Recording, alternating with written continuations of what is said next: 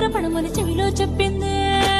ఈ మాత్రం ఇంతే ఇస్తే సంటే గొప్పైనా ఓ రెండు మూడల మల్లెల చేతికి చుట్టైనా ఈ అల్లరి గాలేమో అల్లుకు పొమ్మంది, మాటలతోటి కాలక్షేపం మానేమంటుంది.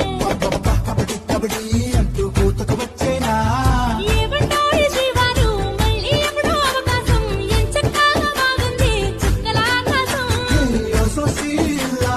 బాగుందే నీ సహకారం, ముద్దుతో సరిపెద్ద నీకు నాకు మధ్యన దూరం. గోదారి గట్టు మీద రామసులకనే నీ జంట